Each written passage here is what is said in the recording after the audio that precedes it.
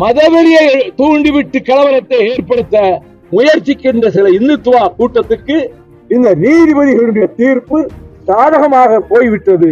அங்கே இரத்தக்கணி ஏற்பட்டால் அதற்கு முழு பொறுப்பும் தீர்ப்பளித்த நீதிபதிகளே சாரும் என்று நான் பகிரங்கமாக சொல்லுகிறேன்.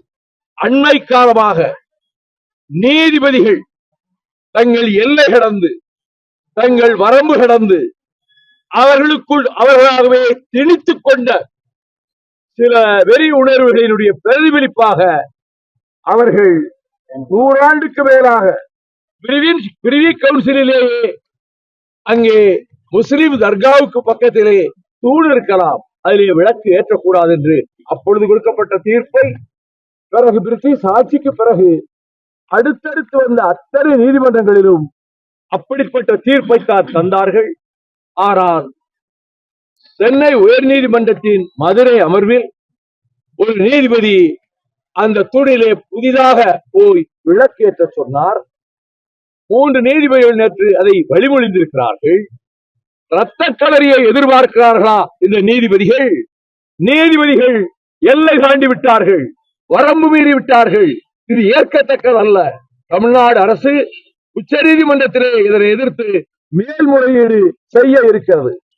இந்த சூழலில் மதுரை எம்பதியிலே சங்கம் வைத்து தமிழ் வளர்த்த மாமதுரையிலே வாழ்கிற வைணவ பக்தர்களும் சைவ சமயத்தை சேர்ந்தவர்களும் அன்னை மீனாட்சி அம்மன் கோயிலுக்கு சென்று வழிபடுகின்றவர்களும் அந்த நகரத்திலே அந்த பகுதியில் இருக்கக்கூடிய இஸ்லாமியர்களோடு சகோதர வாசத்தோடு இத்தனை ஆண்டு காலமும் நடந்து வந்திருக்கிறார். தலித்துகள் மீனாட்சி அம்மன் கோயிலுக்குள்ளே போக முடியாது என்ற நிலை நிலவிய போது ரயில்வே ஸ்டேஷனிலே மகாத்மா காந்தியை சந்தித்த வைத்தியநாத ஐயரும் மற்றவர்களும் தலித் மக்களை இந்த கோயிலுக்குள்ளே கொண்டு செல்ல முடியவில்லை என்ற போது ஆலய பிரவேசம் செய்யுங்கள், நீங்கள் ஆலயத்துக்குள்ளே தலித்துகளை அழைத்து செல்லுங்கள் என்று மகாத்மா காந்தி சொல்லிவிட்டு ரயில் தொடர்ந்து புறப்பட்டது. ஆனால் தலித்துகள் கோயிலுக்குள் வந்தால் வெட்டுக்குத்து நடக்கும், தலைகள் செய்வப்படும் என்று ஒரு காவி கூட்டம் மிரட்டி பார்த்தது.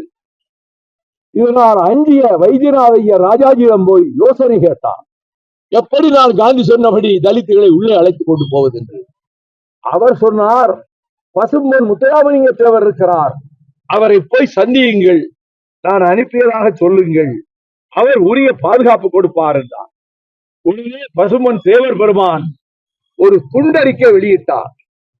அன்னை மீனாட்சி அம்மன் கோயிலுக்குள் தலித்துகளோடு ஆதி திராவிடர்களோடு தேவேந்திர மக்களோடு உள்ளே செல்லுகிற போது அவர்கள் அடியேனும் உடன் வருவேன், யாராவது வாளை ஆட்ட நினைத்தால் வெட்ட நறுக்கப்படும், விளைவுகள் உங்களுக்கு மோசமாக அமைந்துவிடும், எச்சரிக்கை என்று துண்டு பிரசனம் கொடுத்து ஒரு ஜட்டாவிட ஒளிபெருக்கி வைத்து நகரம் பூராவும் பிரச்சாரம் செய்ய வைத்தார். திட்டமிட்ட நாள் வந்தது, யாரும் குறுக்கிடவில்லை. தலித்துகள் ஆலய பிரவேசம் இந்தியாவிலேயே எங்கும் இல்லாத அளவுக்கு இங்கே வெற்றிகரமாக நடந்தது.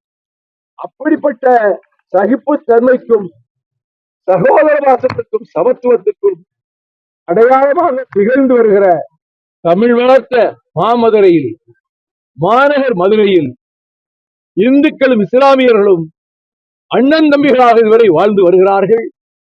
அவர்களை மதவெறியை தூண்டிவிட்டு கலவரத்தை ஏற்படுத்த முயற்சிக்கின்ற சில இந்துத்துவ கூட்டத்துக்கு இந்த நீதிபதிகளுடைய தீர்ப்பு சாதகமாக போய்விட்டது.